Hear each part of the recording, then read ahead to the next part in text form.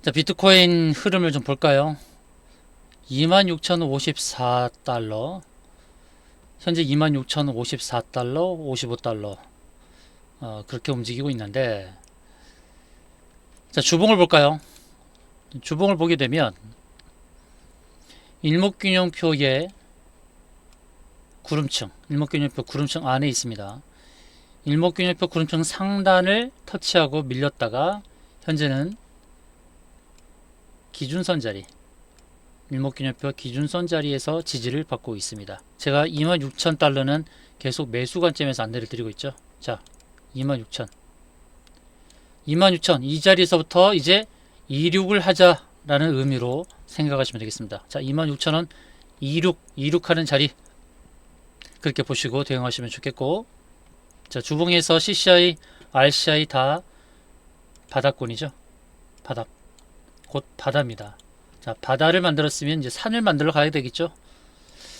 자, 26,000, 자, 매수 가격으로 보시고, 아래꼬리 단 이 지점에서 하반 경직선을 가지면서 상승의 기대감을 갖고 대응하는 것이 좋겠습니다. 자, 비트코인 그리고 달러의 지정학. 자, 비트코인은 단순하게 암호화폐, 가상자산 그렇게만 생각하지 마시고, 지정학에 따른 변동성이 나올 것을 기대하는 게 좋을 것 같습니다. 자, 오태민 작가의 저서 비트코인 그리고 달러의 지정학, 이 책에 대해서 계속 안내를 드리고 있습니다. 지정학이 굉장히 중요하다고 그랬죠. 지정학이 뭡니까? 지리적인 자리, 그 자리에서의 역학관계죠. 그 역학관계 속에서의 국제 질서, 이것이 이제 지정학인데요. 오늘 이런 뉴스가 나왔습니다. 모스크바대 모든 공항을 폐쇄한다는 속보가 나왔습니다. 외신은 우크라이나의 드론 공격 탓이라고 추정을 하고 있는데요. 곧 결과가 나오겠죠. 우크라이나, 러시아 전쟁이 단기적으로 끝나지 않고 계속 일어나고 있습니다. 장기전으로 가는 그런 모양을 보여주고 있죠. 왜 장기전으로 갈까요? 러시아의 의지로만 장기전으로 가는 걸까요? 아니면 미국도 장기전을 원하는 것일까요? 끝까지 시청해 보시기 바랍니다. 자, 어제는 말이죠. 네덜란드, 덴마크에서 우크라이나에 F-16 전투기 지원을 확약했다. 자, F-16 이 전투기는 어디서부터 공급받습니까? 바로 미국이죠. 미국으로부터 공급을 받는데 네덜란드와 덴마크로부터도 F-16 전투기를 지원하겠다는 약속을 받아냈다는 것이죠.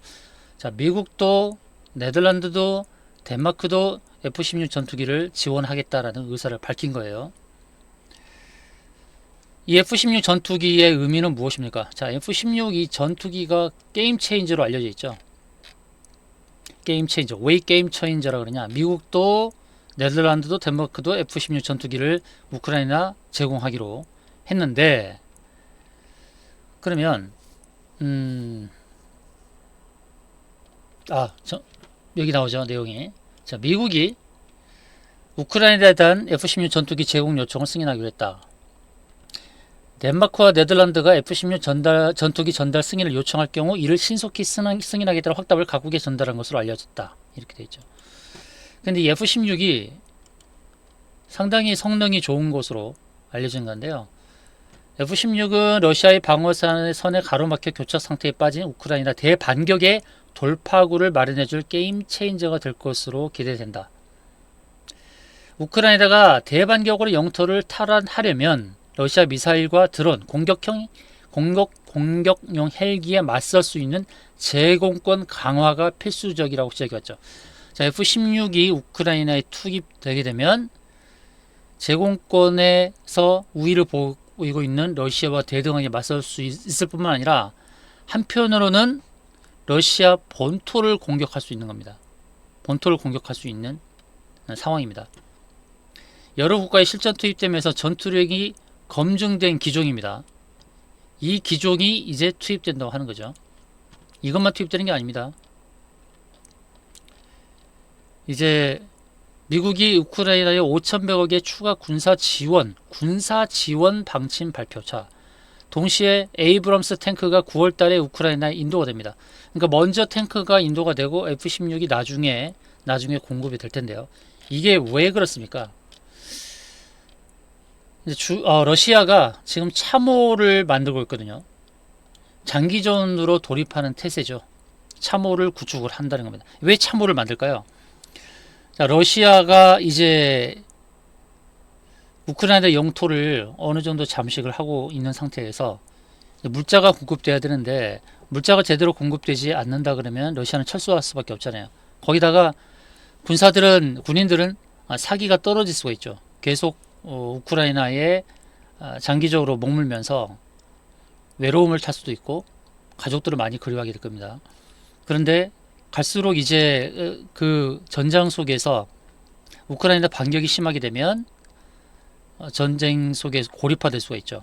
이런 상황 속에서 러시아가 취한 전략은 참호를 만들고 참호에서 조금씩 전진하는 그런 플랜이죠. 그러면서 동시에 물자가 공급되기를 기다리는 겁니다. 한편으로는 또 지뢰도 만들죠. 지뢰도 만들어서 매설을 해놓고 그래서 장기전으로 돌입하려고 하는 겁니다. 참호 속에 잠겨 있는 거죠. 그래서 우크라이나가 어떤 공격을 하더라도 참호 속에서 나오지 않으면서 수비적인 전략을 펼치면서 장기전 돌입한 겁니다. 그러니까 방어선을 계속 구축하고 있는 것이 위성 사진에서 공개가 되고 있는 겁니다. 그럼 이런 상황 속에서 우크라이나가 하는 전략은 뭐겠습니까? 집속탄입니다.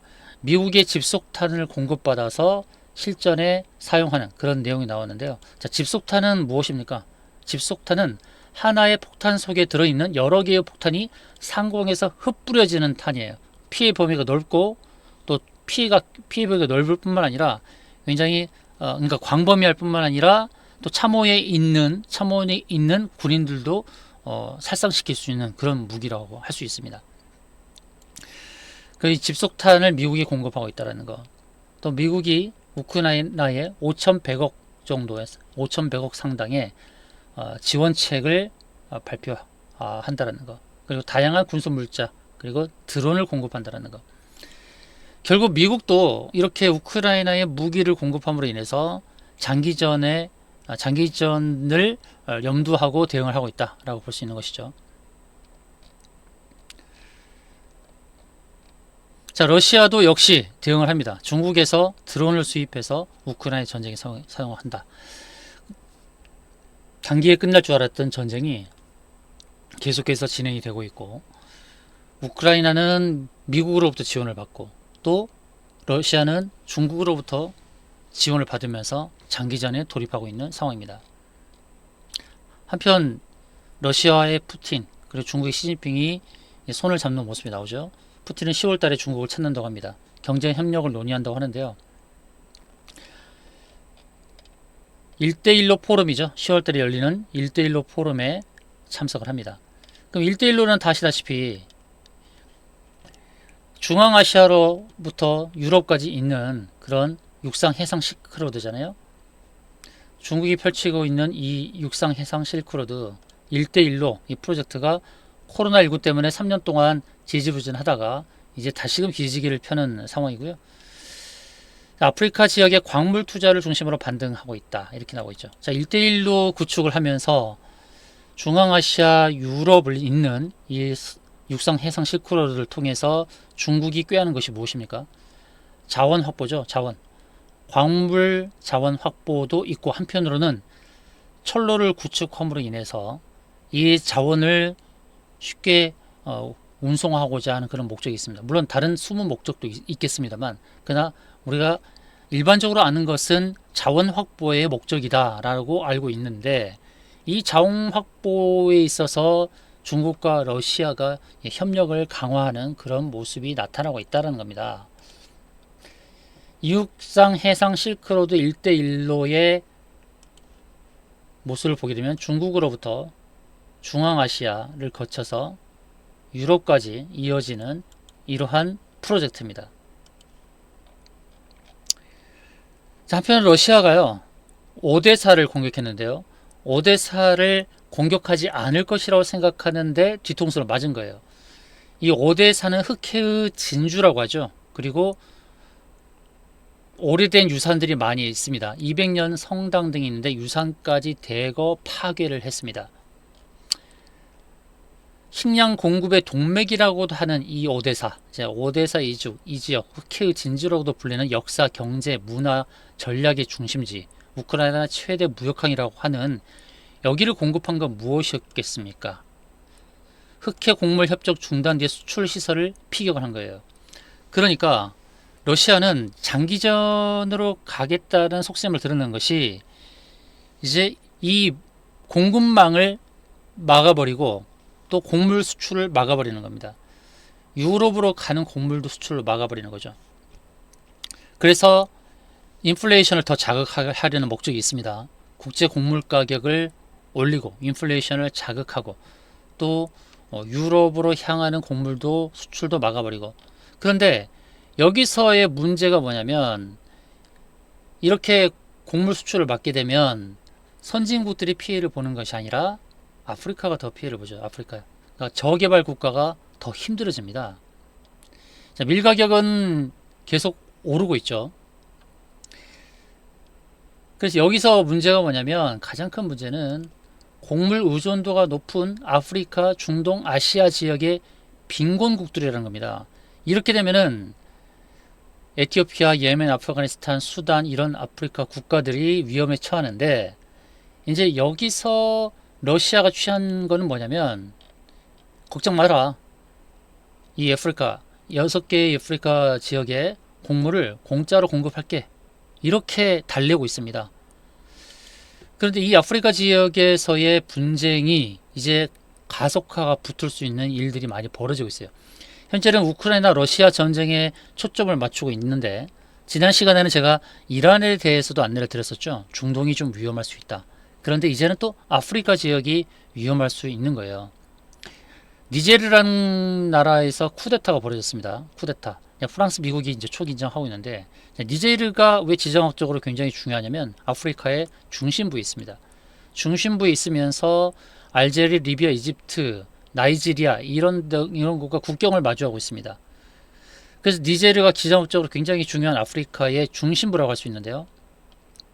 미국과 프랑스가 당황하고 있는 것은 뭐냐면 미국과 프랑스는 니제르를 많이 지원을 했었어요. 군사적으로도 그리고 경제적으로도 굉장히 오랜 동안 지원을 했었는데 예상치 못한 쿠데타가 벌어진 것입니다.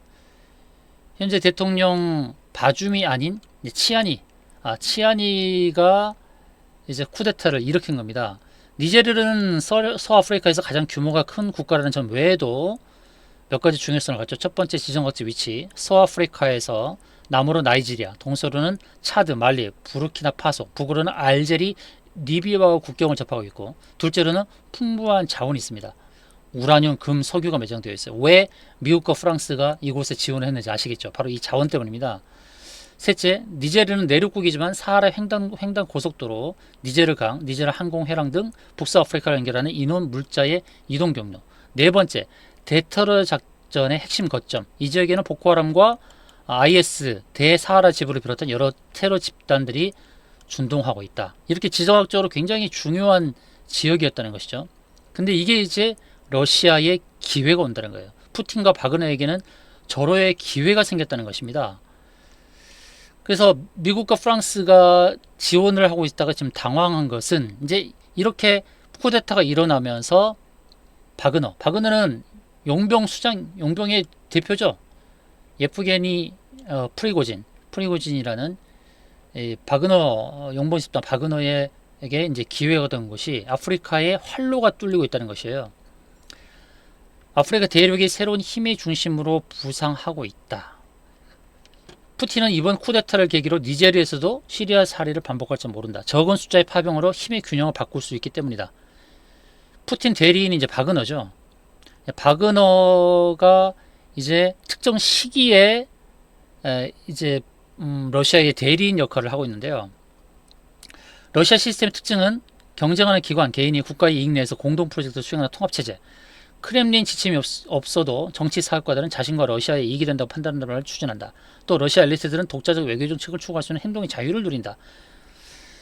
그래서 바그너 그룹은 국가의 지원을 받는 단체에서 국가와 유사한 단체로 변모했다. 이렇게 해서 이제 아프리카의 그 틈새를 이제 푸틴과 바그너가 파고든다는 것입니다.